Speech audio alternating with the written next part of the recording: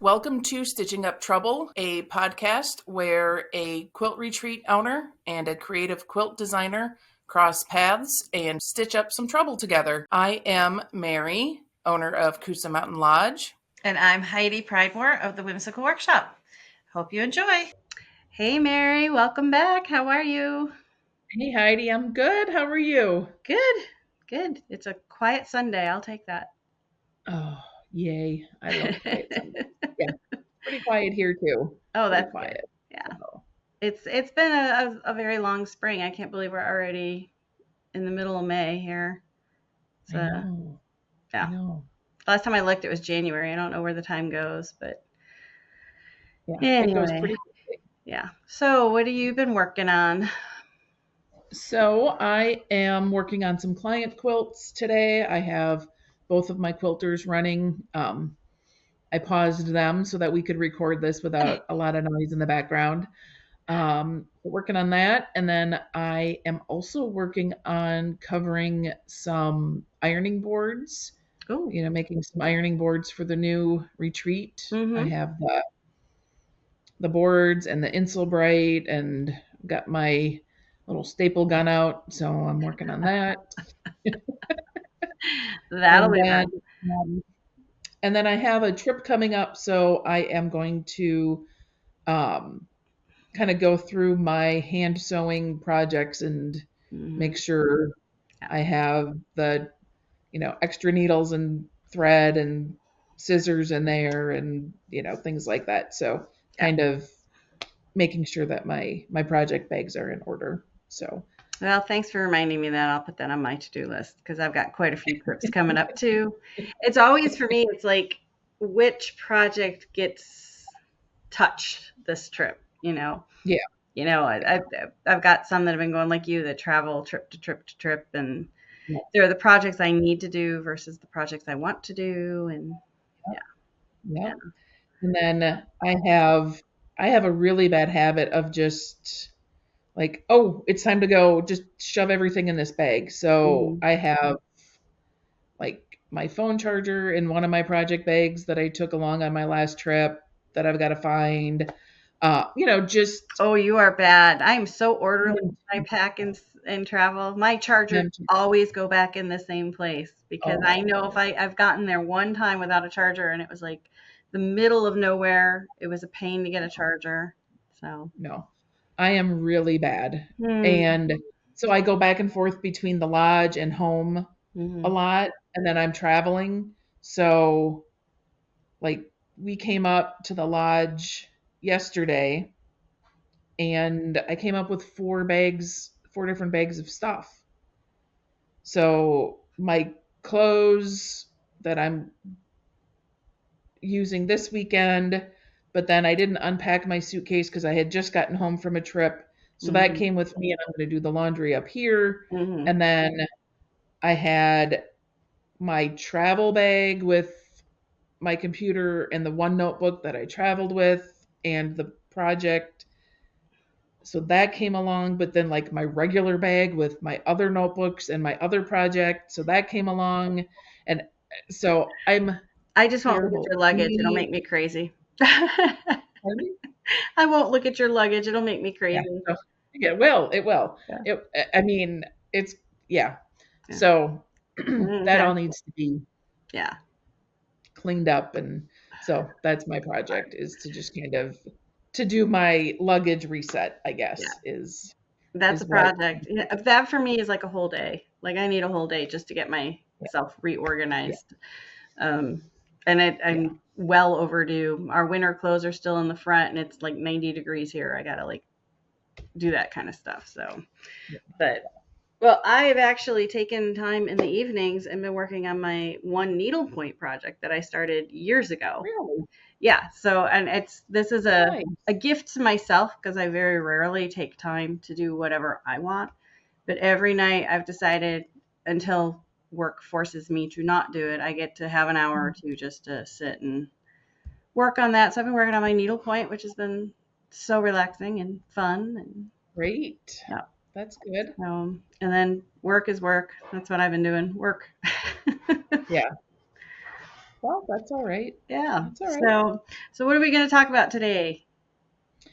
So today, I thought it would be a good idea to kind of go back to basics and go to the beginning and kind of highlight some of the basic skills that it's a good idea to practice or master Mm-hmm. or improve upon that will improve your overall quilting abilities. Mm-hmm. So, what made me think of it is I have just recently seen a great improvement in my piecing, um, that my accuracy, and it was because I slowed my machine down Mm-hmm. and I'm stitching slower, which Wow. if It's hard. anybody, it's so hard because Mm-hmm. I just like to just zoom and get it, get it Right. done. Right. But a friend of mine started teaching some of us how to do foundation piece like miniatures. Mm-hmm. So I Mm-hmm. actually made a pair of foundation pieced earrings for Stacy for I saw Christmas. them. They were beautiful. And they were really, really fun to make, but I had to like put my machine on the slowest setting Mm-hmm. and very carefully Yeah. stitch on the line, like Yeah. one stitch at a time. Yeah. And um, so then after that, I bumped up my speed a little bit, but I didn't bump it back all the way to the fastest my machine can go. Mm-hmm. And I stayed kind of about half speed. Mm-hmm. And I definitely noticed that my accuracy was much better.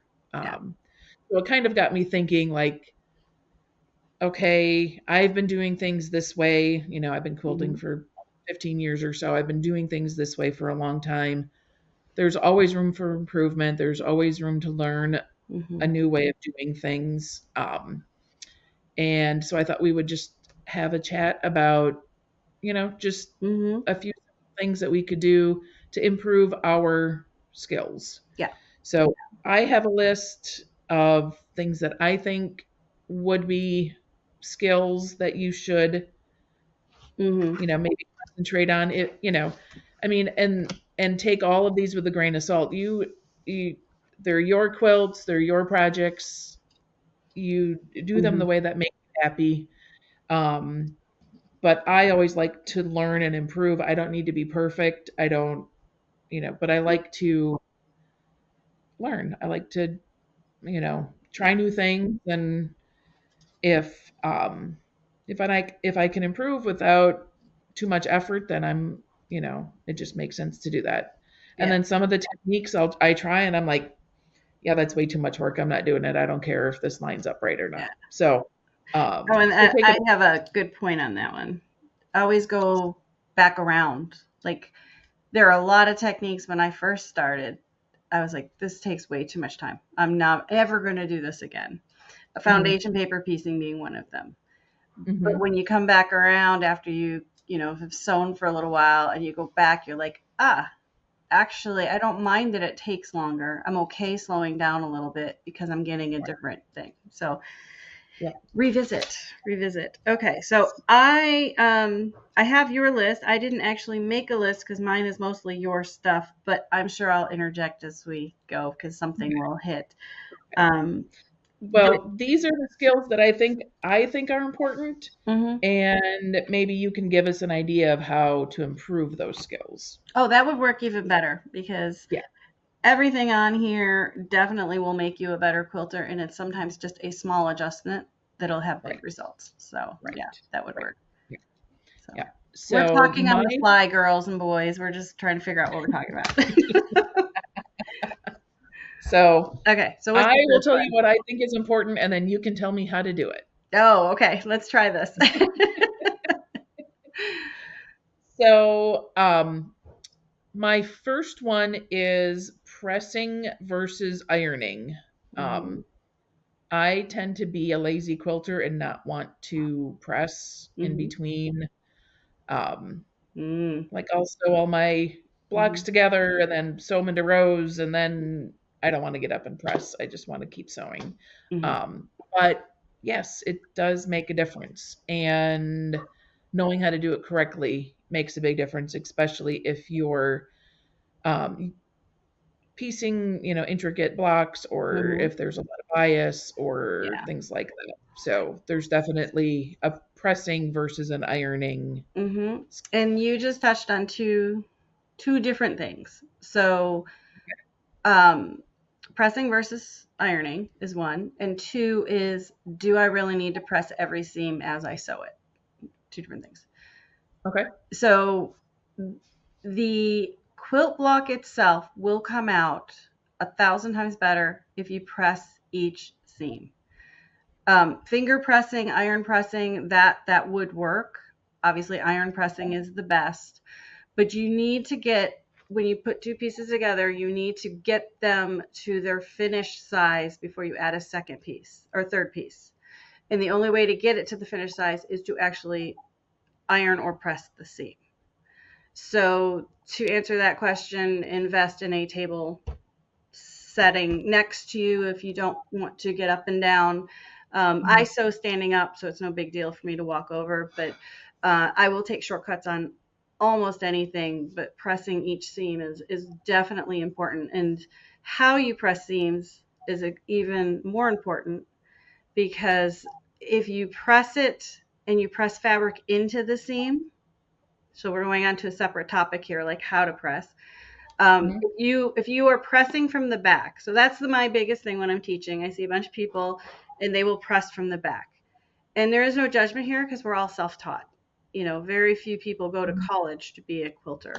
But you do want to press from the front. You want to press into the seam. And see, I don't press and I don't really iron. I do a combination. I never quite got the sit and the iron down.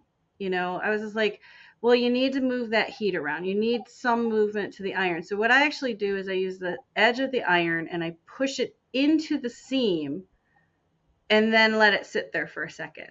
And then I put it on top of the seam. But I push into the seam first and then on top. And I never ever tell people you can only press or iron. There are people who are never going to stop moving the iron. You just need to know Mhm. how you're doing it. So yes, you need to press every seam. Press from the front. Use a Okay. nice hot iron. I don't recommend steam. And if we never get comments, we will get comments on that. And I don't recommend steam because steam will distort your fabric. It will make it flat and it'll distort it. But cotton has a memory. So if you've distorted it while you're making it flat and then you let it relax, it's just going to go back to where it was. So Right. I don't tend to do steam until the whole top is done. So, Okay. so that's how I approach ironing. So you're not wrong. You don't have to press. You can iron just slightly, and you Okay. should press after each seam. Okay. Does that help? I mean, you It already does. know how to do this, so people have to tell us if this is helping them. Right. So my one little caveat is when you're ironing, Hmm. make sure you're not distorting your blocks. Yes, and that That's brings up another point. You're right, because yeah, if you're doing triangles or bias or anything, right. you need Yeah. to be super delicate. And I always tell people press the center of the seam and don't worry so much about either side. So say you sew two triangles together, I'd press in the center and gently go to the corner, but I don't always press the corners as much as they need until I get them into a more stable position. Okay. Just lightly Yeah. press it. Don't kill it while it's a little piece. Kill it Right. when it's a whole block, Right. basically. Right. So, but that's a good point. So I forgot about that. that the steam and the distorting of your fabric Hmm. brings up a question in my head. Starch. Do you I don't. starch? Not to starch? I don't use starch at all. I will use best press sometimes. Okay. I try not to ever add chemicals to the fabric because the fabric's already had sizing added to it. There's already a chemical added to the fabric. So I Okay. don't always know how things are going to react with that. And I just don't think it's a good idea to put chemicals into the quilt. So I don't use starch or magic sizing or any of that stuff. So, so, All right. but Good to that's a know. preference too. You Yeah. know, And if you use best press and it's going to be a gift, use the unscented stuff. Not everybody likes the same scent. So, and some people are actually allergic to scent. So if you do use anything like that, try not to get a scent caught into the quilt. So that makes a lot of sense. Long arming for people, I have there are some quilts that I do that mm-hmm. they're really nice. You open them up and they smell so good, but that's because it's a scent that I like. And then sometimes, depending on what scent they've used, it's like, okay, here Yeah, we go. yeah. But yeah, that So is definitely a good thing to yeah, keep in mind. yeah. So And remember, guys, this is just a quickie overview of our yeah, opinions on these techniques. So if you want like full blown tutorial videos, I do have some on my YouTube channel. There's tons of YouTube videos out there from other people, but this is just a quick overview. yeah. Yeah, just my little caveat, my legalese in there. There you go. Yeah. Okay. So the next thing that I have done over the last year or so, maybe a little bit more, is changed my cutting technique. Mm-hmm. My mom taught me how to cut, and she taught me using the grid on the cutting mat Mm-hmm. and not on the ruler. Mm-hmm. But mom was also ambidextrous, so she Mm-hmm. cut with either hand, whichever one Mm-hmm. worked out better for her. Yeah.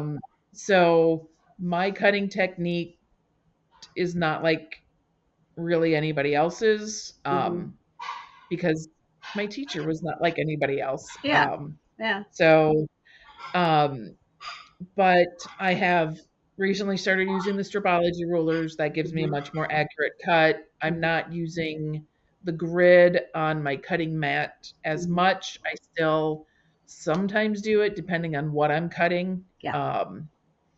And I have noticed that things are a lot more accurate Yeah. when I'm doing that. So, do you have any other tips for cutting? Yeah, and I can explain why your cutting got better using rulers over the mat.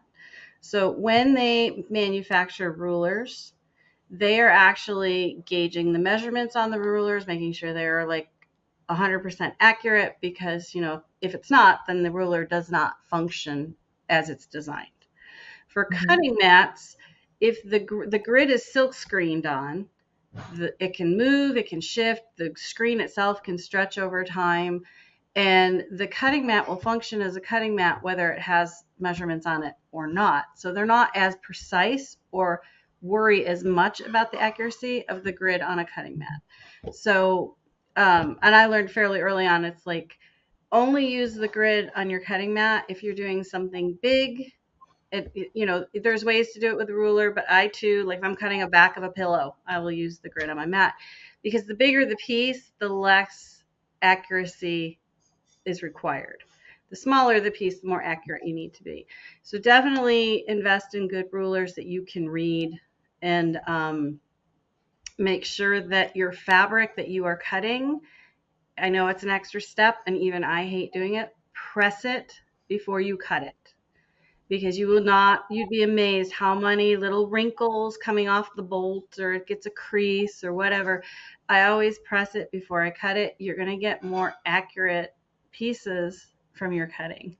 So, and cut with a very sharp blade, which we talked about tools in the other one, but your cutting will be much cleaner and more precise with a new blade in your cutter. So, I'd love to see how you were taught to cut, though. I guess you've already been cut every time I come. So, yeah, yeah.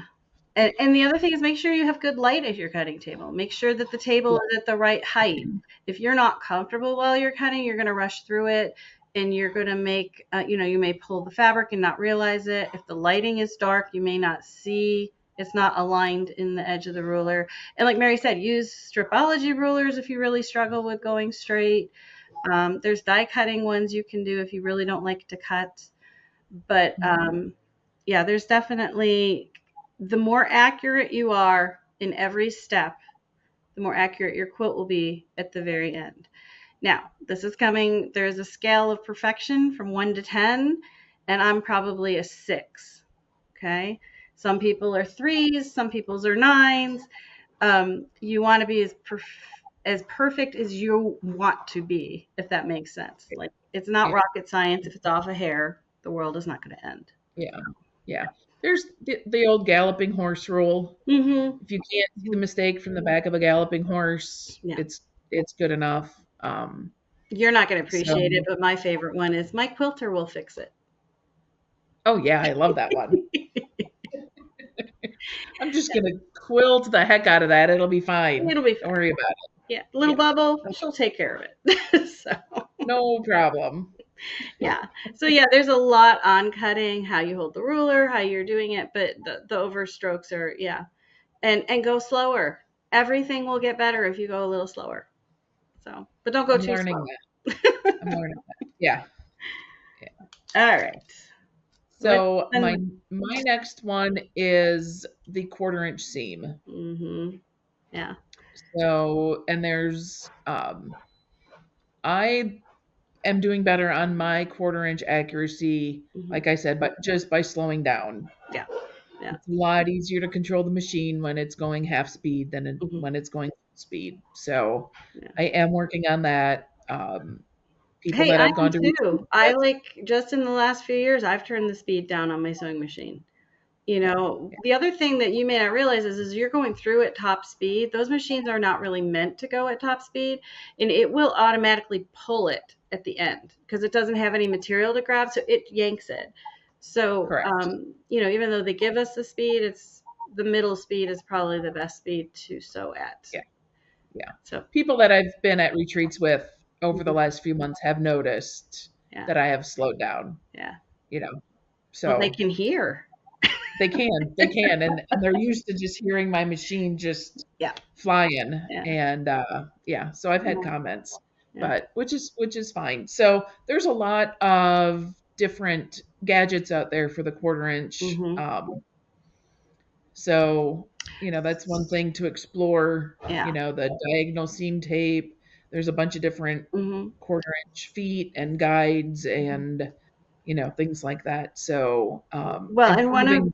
one of my favorites in that regard. Now, I've been doing this for a very long time. My machine is set up with 1/4 inch tape, but then there is a little, it's called Q Tools Sewer's Edge. It's a little purple adhesive bump that I stick Mhm, right on that 1/4 inch line, because if you are only counting on your 1/4 inch foot to get your 1/4 inch seam, by the time you get to the 1/4 inch foot, you're already too late to get yourself aligned to go through straight. So I am a big believer in having 1/4 inch line marked all the way across the throat of your plate or throat of your sewing machine. Have mhm, a little bumper the fabric hits up against. um, One, you can sew faster with those aids, but for mhm. the most part, if you don't have anything showing you the 1/4 inch except for your foot, by the time you're there, it's too late. You cannot correct it. So you need to have a gauge way before you hit the foot. The foot helps you line up all those tools, but I really am a strong believer in having more on your machine to make sure you're accurate, because the 1/4 inch Okay. seam is that's the holy grail of quilting. Everybody wants a perfect 1/4 inch seam. And then we can do a whole thing about scant 1/4 inch, wide 1/4 inch. My machine doesn't always sew a 1/4 inch. Um, and the thing that I would say on that is, if you sew the entire project on one machine using your 1/4 inch guides on that machine, everything should work out. You don't have to try to go scant or wide. Use the tool. Everything is consistent. That's more important than scant, Right. because that makes me Yes. crazy in a pattern. Use a scant 1/4 inch. No, no, no, no. There is a 1/4 inch. That is what we're going to use. So, Right. There's too much gray area with the yeah. scant. And it's So, like, no, that you can't tell them to use a scant 1/4 inch unless you have a scant 1/4 inch foot. right. There are tools designed for 1/4 inch. We can't deviate from the tools unless you give them new tools. That's kind of how Right. my Yeah, approach to it. But that makes sense. so, Okay. yeah, so 1/4 inch is really, really important. And the other thing is, Yeah. like, I just did, what was I doing? Oh, I was sewing with Minky, because I have a Minky Talk thing, and that's a 1/2 inch. And, I'm in a hurry. I was just like, I'm just going to eyeball that 1/2 inch. It took me one seam to realize that if I were to take 5 minutes, mark the 1/2 inch seam allowance all the way back on my plate, the whole project would go faster. It would be more accurate. So, even though I know I can eyeball it, it wasn't going to work. So if you're going to use other seam allowances, take the time to mark those out as well, because it will make your life so much easier. So, but good idea. Yeah. Good idea. What about you? Do you have any tips on 1/4 inch other than slow down? No, I don't. Okay. Slow down, everybody. Slow down. Yeah, we all think that speed thing was there so we could teach kids to sew. No, it's for us. We need to slow it down. Yeah. Yep. I'm learning. Yeah. So my next thing that I don't do very often, and I should probably revisit it because the ladies that I quilt with, that I admire their work and they do a really nice job, they pin a lot more than I do. I don't pin very much. Usually the only things that I pin are when I have my rows of blocks put together and I have to join the 2 rows together. Right. I will pin those together. But I typically don't pin. If I'm working with something that's very tiny, I will glue. And the like curved piecing, I will glue. But I don't pin a lot. And I think if I pinned more often and better, I would get more accurate results. So this answer might surprise you. Not necessarily. So there are pinners and there are non-pinners. Now, there are certain things you should always pin. Always pin your borders. Anything over 12 inches, and it's a long strip of fabric, you pin it, because the feed dogs go at a different speed than the foot. And if you don't have it pinned, you can end up with like an inch extra in your borders. So if you ever had a wavy border, you probably didn't pin it. When it comes to piecing, though, if I have pieces that I have all my seams are going to nest, so they're all nesting within each other, and I can go 3 inches and hit a seam, go 3 inches, hit a seam, I don't pin. I use the seam points, and I sew, and then as I'm coming up to one, I align it and I hold it with my fingers and I sew up to that point. And I actually find my piecing is more accurate by doing that. One, it is forcing me to slow down because I have to align each one. But two, it lets me help correct on the fly. So if I lay it out and it's already pretty much lined up and I don't have anything I have to ease in, I won't pin. The other thing about pinning is, depending on where you put the pin, it can actually distort the seam and make it slide a little bit, and it's always going to be like a pin's length off. So I don't think pinning is a hard and fast rule. I think you have to decide. In your case, it sounds like you've already gone to the I don't pin every seam. And then there's other people that they need the security of pinning. That's how they learned. That's what they're going to do. So for pinning, I think is very much a personal preference. So, but you also have to look at your piece when you're done. Pin one on the same project. Pin one, don't pin one. See if it actually does help you. But I've seen your work. Your work is beautiful. So I'm surprised to find out all these habits you have. I have terrible habits. Well, you're a lot like me. It's like, you go fast. You want to get it done. And we don't slow down and actually, we do it slow the first time, and then we're like, yeah, I got it. I'm going to just blow through this. But yeah. So pinning will help you if things do not line up. That is when I will pin. When things are like, I'm like, oh, that's a little bit off, then I'll use some pins to hold my place. And don't ever put the pin into the seam. Put it on either side. Okay. So, all right. I feel like I'm teaching a class here. Well, you kind of are. So, so yeah, I learned a lot from my mom. Yes. She sewed for a very long time. Mm-hmm. Started quilting at, a little bit later date. But she kind of has had the same attitude that I have, like, all Yeah. right, we can skip this step, let's keep going. Yeah. Um, she would not even iron her bindings in half before she sewed them on. I don't. I don't. Like, most people's heads are going to be like exploding, thinking that Okay. you don't Now, press that binding flat before you sew it on. mine is because time is money. I'm being paid a certain Right, amount to do the quilt. And I have right. learned after doing 1,000+ bindings that I can finger press as I go, and I got it. And I do most of them by machine. Um, but every time I have students who try to emulate that, it twists on Yeah, them. It's, yeah, so not pressing the binding is not a good habit, but it can be done. yes. So no. And that's the thing. I worked at a quilt shop, and I was Mhm. 29, and this was an amazing quilt shop. They had 8, 9 employees that were all specializing in something different. Like some people like foundation paper piecing, some liked hand applique, some liked fusible applique. And I was a sponge, and I just, I got 8 different perspectives on everything. And so, again, I'm self-taught like everybody else, but I Right, also have watched hundreds of people execute the same thing over and over, and I can see where things can trip people up. And yeah. these are really good. Pressing, the more you press, the better you press, or Hmm. iron. I'm not going to say press or iron. The cutting, the more accurate you are with cutting, and then your 1/4 inch seam. If you can get the trifecta, if you can if you can focus Right. on each one and get all 3 where you're really good at it, then you can just start whipping quilts out and not struggle.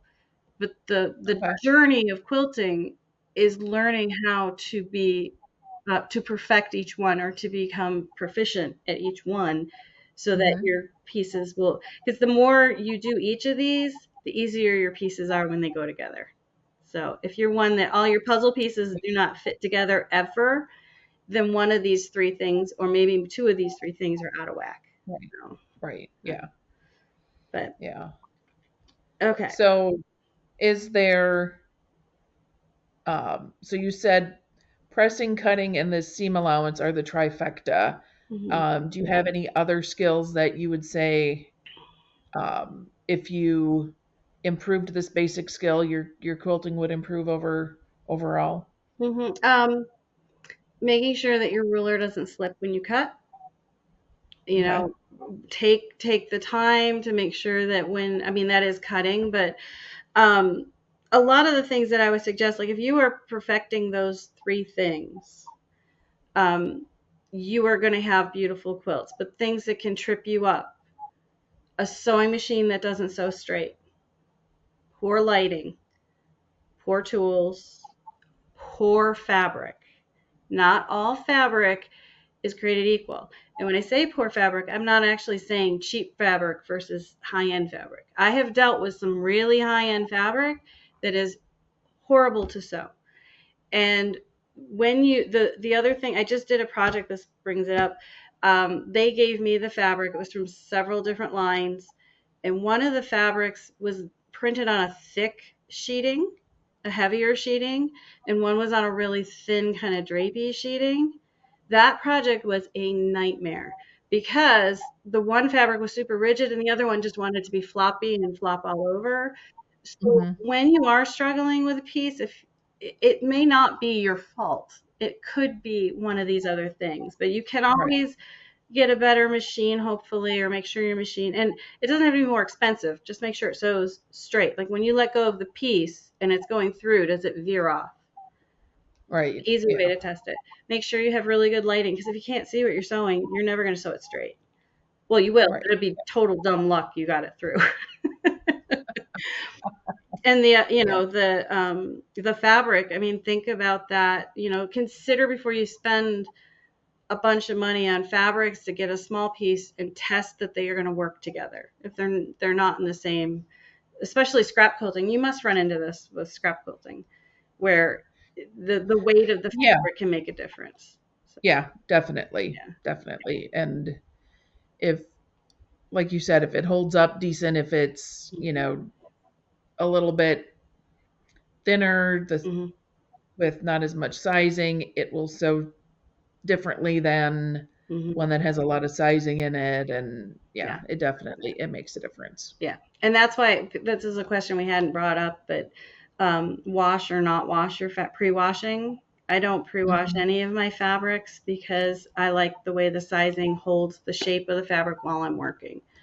Um, I think the pre-wash was way more important, even 15 years ago when the dyes in the industry weren't as stable as they are now.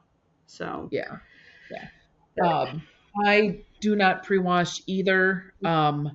It's more, I don't want to take the time. I don't want to, and I just don't like working with the fabric afterwards. I mean, yeah, it is softer. It's more loosey goosey. It's more, yeah, it doesn't yeah, have, you don't have as much control over it. So, yeah, and yeah. the damn So strings. I bought a kit about 5 years ago for a quilt, out of boutiques, Mm, and I bought it from the fabric designer, mm-hmm, and she told me to make sure to pre-wash because boutiques have more mm-hmm, dye in them, and it's got the potential to run. mm-hmm. Um, and I just got rid of that kit because I'm like, I'm Ah, not ever going to do it because I'm not going to pre-wash. here's a trick. So If you have any fabric, you don't know if it's going to run or not, just cut a corner off, put it in a clear glass of water, and leave it overnight. The water's clear in the morning, it's not going to run. And if it's not, then you know that fabric will run. And you're going to see, just room temperature water. yeah, just Just throw it in there and let it sit in the water. If the dye doesn't come out in the water, it's going to be okay. But you're going to have that with reds, purples, and usually dark blues. Those are the three that are going yeah. to run on you. But that is a quickie test to see if you're going to have a problem. So yeah, don't get rid of the kit next time. I didn't know you 5 years Well, ago. it wasn't your kit. I promise you, it was I not didn't your know you kit. 5 years ago. I just want everyone to know it wasn't me. So Okay. anyway, well, I think we covered quite a bit in this one. Yeah. Yeah. Um, I We're gonna have to start I getting feel really better about. creative. Pardon? We're gonna have to start getting really creative. We're covering all the basics here. So Oh, I've got a list. I have a list of questions for you, Heidi, a mile long. So, well, it was when my uh, sister sent me a list. She's like, I'm just sitting here and I've got all these ideas for you. I'm like, okay, we're good. mhm, We got ideas for at least the year. We're good. yep, yep. So So, but I'm glad we covered this because I do feel better about some of mhm. the habits that I thought were bad habits that I Yeah. had, and they're not quite as bad as I thought they were. And hey, So, I'm going to tell you, there will be professional quilters out there that'll say, "Oh, Heidi, you have bad habits." I mean, just because we have the word professional in front of our name does not mean we know everything, for sure, right, yeah, definitely. But this is how I teach and what I've experienced, and right. hopefully some of that will help you guys. But if And so my main thing is this is how I enjoy doing it, and mm-hmm, that's yeah, really what you should be doing. If you mm-hmm, enjoy being super precise and perfect and mm-hmm, that makes you happy, then mm-hmm, do that. If yeah, you enjoy, wonky blocks and scrappy and mismatched and whatever and you just enjoy the process, then do that. As yeah, long as you're enjoying what you're doing. yeah, That that's the main thing. So, yeah. Enjoy the yeah. journey. Yeah. So, but the other thing is, if you are a perfectionist and it's going to make you crazy, take it out and redo it. I tell my Mhm. students that all the time. They're always like, should I take this out? Should I rip this? And I'm like, when it's done, sewn, quilted, and washed, are you going to notice that? And is it going to bother you? And if the answer Right. is yes, then you fix it. And you'd be amazed how many times the answer becomes no, because it really Yeah. isn't the end of the world. But Yeah. well, I think we did cover a lot. It may bring up lots of questions. So, again, leave us comments below. Let us know if there's any questions on what we covered or anything else you'd like to see us cover. Did we miss a special skill that you should master to improve your sewing? We would love to hear it. So drop us a line. Like, follow, share, subscribe. Do all those things, please. It really helps us reach more quilters. And let us know if you guys are enjoying it as much as we are. So at least I'm enjoying it. I think Mary is too. So. I very much am, yes.